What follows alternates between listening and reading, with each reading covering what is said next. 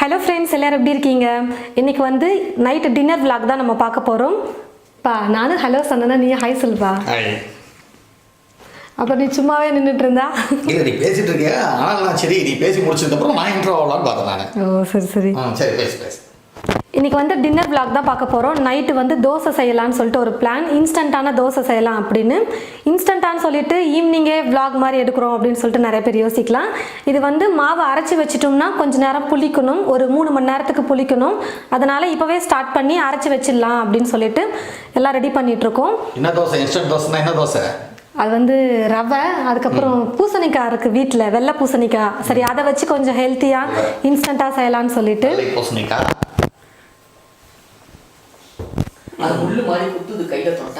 அது ஃபர்ஸ்ட் அம்மா தேய்ச்சிடுவாங்க நல்லா. பூசணிக்காய் வேற என்ன? அதோட ரவை அவ்வளோதான். அதுக்கப்புறம் கொஞ்சம் தேங்காய் டேஸ்ட்டுக்கு தேங்காய், அவ்வளோதான். இப்போது என்ன பண்ணனா உனக்கு வேலை, பூசணிக்காய் கட் பண்ணி கொடுத்துரு, நான் துருவிக்கிறேன், நீ தேங்காய் வந்து துருவு. ஓகேவா? ஃபஸ்ட்டு ரவையை வந்து 15 நிமிஷம் ஊற வைக்கணும். அதனால் ரவையை முதல்ல ஊற வச்சுக்கலாம். இப்போ நீ பூசணிக்காய் வெட்டி கொடுத்துருப்பா. இந்த கப்பில் 1 கப் அளவுக்கு நான் ரவையை அளந்து சேர்த்துக்கிறேன்.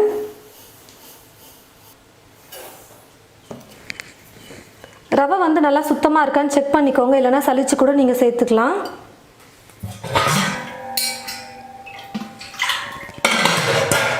இதே கப்பில் 1.5 கப் அளவுக்கு தண்ணி சேர்த்துக்கிறேன்.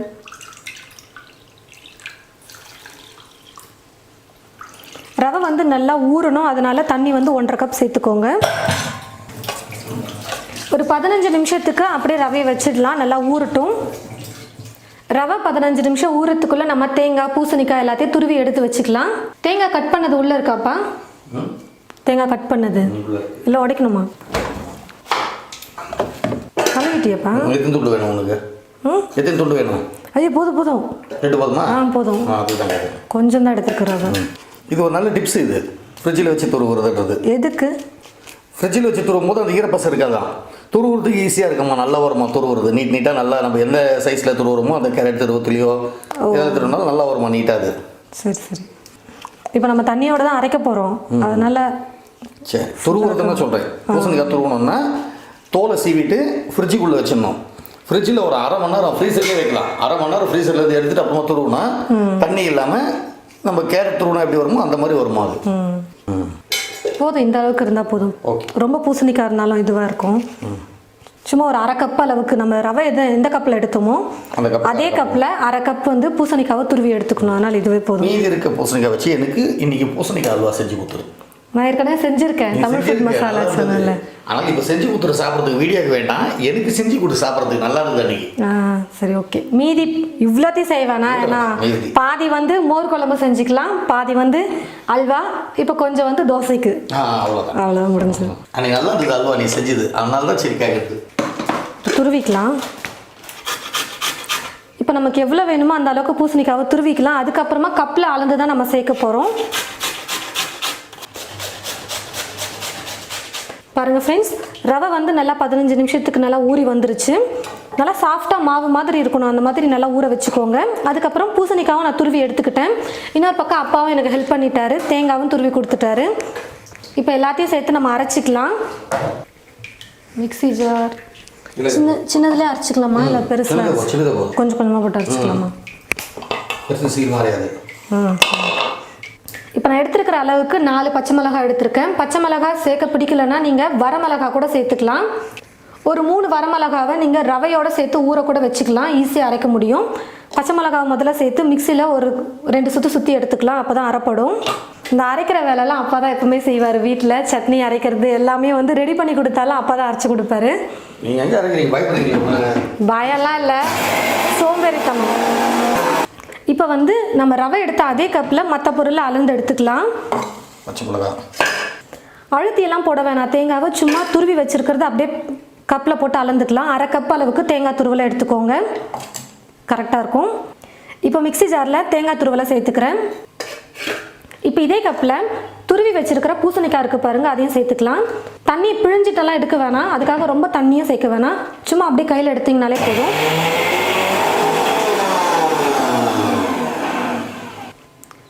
இருக்கிற பூசணிக்காவும் 1/2 கப் அளவுக்கு நான் எடுத்துக்கிறேன். சும்மா கொஞ்சம் தான் இருக்குது, அதனால் எக்ஸ்ட்ரா அதையும் சேர்த்துடுறேன். நான் கொஞ்சம் தண்ணி இருக்குது பாருங்கள், இதை வந்து நான் ஸ்கிப் பண்ணிடுறேன். முதல்ல இது எல்லாத்தையும் சேர்த்து கொஞ்சம் நைஸாக அரைச்சி எடுத்துக்கலாம். நல்லா பாருங்கள், இந்த மாதிரி நைஸாக அரைச்சதுக்கப்புறமா இது கூடவே நம்ம ஊற வச்சுருக்கிற ரவையும் சேர்த்து அரைச்சிக்கலாம். தண்ணி கொஞ்சம் அதிகமாகவே இருக்குது பாருங்கள், நல்லா ஊற சரியாக போயிருக்கும். இப்போ நம்ம தோசைக்கு எப்படியும் தண்ணி சேர்க்க போகிறதுனால இந்த தண்ணியை வேஸ்ட் பண்ண வேணாம், அப்படி நம்ம சேர்த்து அரைச்சிக்கலாம். கொஞ்சம் போட்டு ரெண்டாவது ஒரு முறை போட்டு மிக்ஸ் பண்ணிக்கலாம். போதும். நல்லா நைஸாக அரைச்சதுக்கப்புறமா ஒரு பாத்திரத்தில் மாற்றிக்கிறேன். இப்போ இதே போல் மீதி இருக்கிற எல்லா ரவையும் மிக்சியில் போட்டு நம்ம நல்லா நைஸாக அரைச்சி பாத்திரத்தில் சேர்த்துக்கலாம். ஊற வச்சதுலேயே ரவை வந்து நல்லா ஊறி இருக்கும், இருந்தாலும் கொஞ்சம் மாவு கன்சிஸ்டன்சிக்கு நம்ம வரணுன்றதுக்காக ஒரு முறை சுற்றி எடுத்துக்கலாம் மிக்சியில் போட்டு. எல்லா ரவையும் சேர்த்து அரைச்சி ஒரு பாத்திரத்தில் மாற்றியாச்சு. நல்லா மிக்ஸ் பண்ணி விட்டுக்கோங்க. பச்சை மிளகாய், தேங்காய், பூசணிக்காய் எல்லாமே வந்து ரவையோடு சேர்ந்து நல்லா மிக்ஸ் பண்ணி விட்டுக்கோங்க.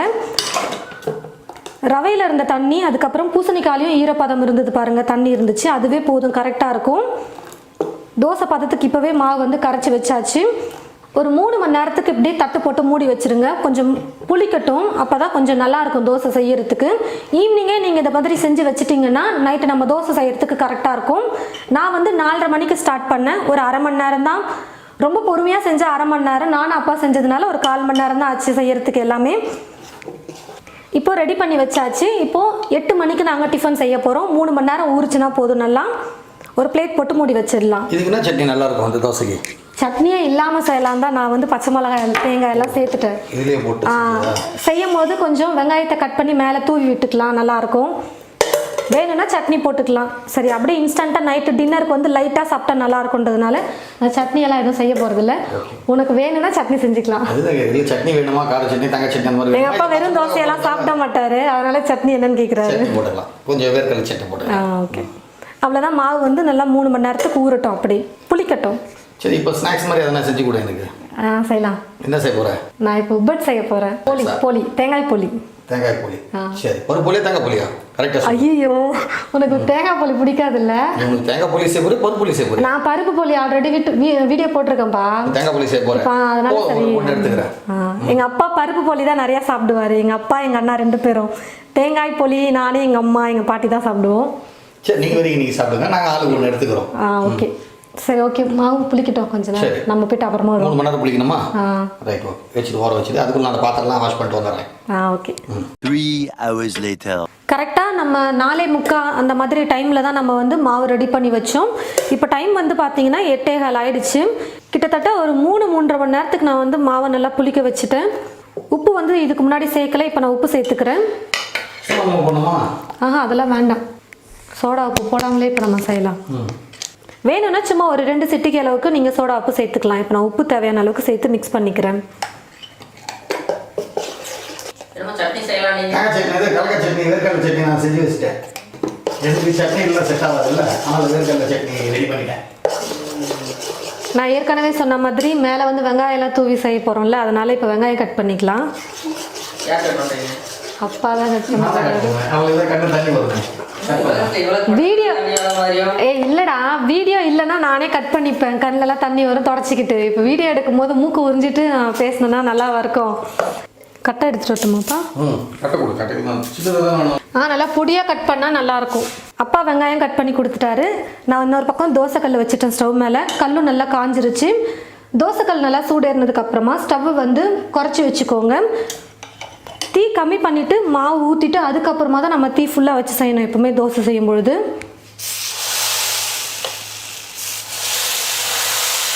இதுக்கு மேலே கொஞ்சம் வெங்காயத்தை நான் தூவிக்கிறேன். இது வந்து ஆப்ஷனல் தான், வேணான்னா நீங்கள் ஸ்கிப் பண்ணிக்கலாம். வெறும் தோசையை மட்டும் நீங்கள் செஞ்சுக்கலாம். மேலே நெய் இல்லை எண்ணெய் நீங்கள் சேர்த்துக்கோங்க. மாவு ஊற்றுனதுக்கு அப்புறமா இப்போ நம்ம தீ ஃபுல்லாக வச்சுட்டு குக் பண்ணணும். தோசை ஒரு பக்கம் நல்லா வெந்ததுக்கப்புறமா திருப்பி போட்டுக்கலாம். இந்த தோசை வந்து பார்த்தீங்கன்னா நம்ம அரிசி மாவில் எதுவும் சேர்த்து செய்யலை, அதனால் கலர் வந்து அவ்வளோவா வராது. ஆனால் உடம்புக்கு ரொம்ப நல்லது. ஏன்னா நம்ம பூசணிக்காயெல்லாம் போட்டு செஞ்சுருக்கோம் பாருங்கள், ரொம்ப ஹெல்த்தியாக இருக்கும். பூசணிக்காய் நீர் சத்து அதிகமாக சாப்பிடணும். நம்ம அதை டயட்டில் இருக்கிறோன்னு நினைக்கிறவங்கெல்லாம் வந்து பூசணிக்காவை சேர்த்து செஞ்சுக்கோங்க. 2 பக்கமும் தோசை நல்லா வெந்து வந்துருச்சு. இப்போ நான் எடுத்துக்கிறேன். இப்போ அடுத்ததான் நம்ம வெங்காயம் எல்லாம் சேர்க்காம பிளைனாக நம்ம தோசை ஊற்றிக்கலாம்.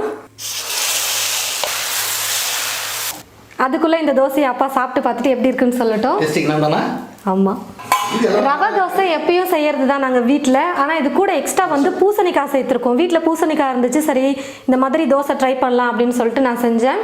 கூட வந்து கோதுமை மாவு கூட நம்ம சேர்த்துக்கலாம், இல்லைன்னா கொஞ்சம் அரிசி மாவு கூட சேர்த்துக்கலாம், அந்த மாதிரி கூட சேர்த்து செய்யலாம். நல்லா கிறிஸ்பியாக வரல, இன்னும் கொஞ்ச நேரம் விட்டால் நல்லா கிறிஸ்பியாக வரும். இந்த உள்ள ஆனியன்லாம் போட்டு நல்லா இருக்கு டேஸ்ட் சாப்பிடுங்க. காரம் இருக்கா? தோசை பச்சை மிளகாய் சேர்த்துருக்கோம். இன்னொரு தோசை கூட வித்தவுட் ஆனியன். நல்லா இருக்கு. ஆனியன் இல்லாமல் இல்ல ஆனியனோட முறுமுறு நட்டத்துக்கு நல்லா இருக்குது. கல்லு நல்லா சூடேறிடுச்சு. ஆனியனோட சாப்பிடுறது. வெறும் இந்த மாதிரி வெங்காயம் மட்டும் போடாமல் நம்ம வீட்டில் பருப்பொடி எல்லாம் இருந்துச்சுன்னா கூட தோசை மேலே தூவி விட்டுக்கலாம். இன்னொன்று ட்ரை பண்ணலாமா? கருவேப்பிலை பொடி இருக்குல்ல, அதே போடலாம். எடுங்க. இது கருவேப்பிலை பொடி. இந்தம்மா எனக்கு பொடி மேலே தூவி விடு. ஆனியனும் போடு. இட்லி பொடி, தோசை பொடி, அதுக்கப்புறம் இந்த மாதிரி கருவேப்பிலை பொடி இருந்துச்சுன்னா இதெல்லாம் கூட நம்ம சேர்த்துக்கலாம். நல்லாயிருக்கும், டேஸ்ட் கொஞ்சம் டிஃப்ரெண்ட்டாக இருக்கும்.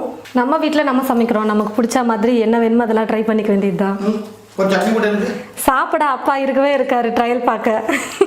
ட்ரையல் பார்க்க நல்லா இருக்குல்ல? ஏன்னா இது வெறும் தோசை ஆனியன் போடாத செஞ்சிடல, ஆனால் சட்னி தேவைப்படுது இதுக்கு. தோசையில் காரம் உப்பு எல்லாம் கரெக்டாக இருக்குது. மெயினாக நம்ம ரவை வச்சு தோசை நம்ம ட்ரை பண்ணியிருப்போம் வீட்டில். நான் கூட ஆல்ரெடி வீடியோ போட்டிருக்கேன் ரவையை வச்சு தோசை.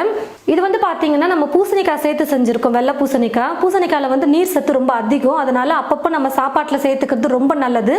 ஒரு சிலருக்கு பூசணிக்காய் பொரியல் குழம்புலலாம் போட்டு செஞ்சு கொடுத்தோம்னா சாப்பிட மாட்டாங்க, பிடிக்காதுன்னு சொல்லிடுவாங்க. அதே இந்த மாதிரி தோசை மாதிரி செஞ்சு கொடுத்தோம்னா பூசணிக்காய் வச்சு அவங்களுக்கு தெரியவே தெரியாது நம்ம பூசணிக்காய் சேர்த்துருக்கோம்னு சொல்லிட்டு. அதுவும் இன்ஸ்டண்ட்டாக நம்ம செஞ்சுருக்கோம் பாருங்கள். நீங்கள் இட்லி தோசை மாவில் கூட இந்த பூசணிக்காவை துருவிட்டு கூட சேர்த்து கொடுக்கலாம். அப்படி இல்லைனா இன்ஸ்டண்ட்டாக ரவையை வச்சு இந்த மாதிரி தோசை செஞ்சிடலாம். எல்லாமே நம்மளோட விருப்பம் தான். நான் வந்து இன்றைக்கி கொஞ்சம் இன்ஸ்டண்ட்டாக செஞ்சுருக்கேன். ரொம்ப நல்லா இருக்குது. கிறிஸ்பியாக வந்து இருக்காது தோசை, சாஃப்டாக தான் இருக்கும். ஆனால் ரொம்ப ஹெல்த்தி, ரொம்ப டேஸ்ட்டாகவும் சூப்பராகவும் இருக்குது. இப்போ அடுத்ததாக இன்னொரு தோசையும் ரெடி. பொடியெல்லாம் போட்டு செஞ்சுருக்கோம். இதையும் அப்பா தான் ட்ரை பண்ண போகிறாரு. அப்படியே நின்றுட்டே சாப்பிட்டாரு. பருப்பொடி சூப்பர் சூப்பர். வெளுத்து கட்டிட்டு இருக்காதுப்படியா, இதான் சாப்பிட்டேன். நீ சுட்டு கொடுத்துட்டே இருப்ப. உங்களுக்கெல்லாம் இல்லைன்னு நினைக்கிறேன். நீங்கம்மா வீடியோ போடுறதுனால நமக்கு நிறைய தோசை கிடைக்குன்னு சொல்லி ரவுண்ட் அடிச்சு சாப்பிட்டு இருக்காங்க. அம்மா பாரு எனக்கு ஒரு தோசை கொடுத்துட்டு வீடியோ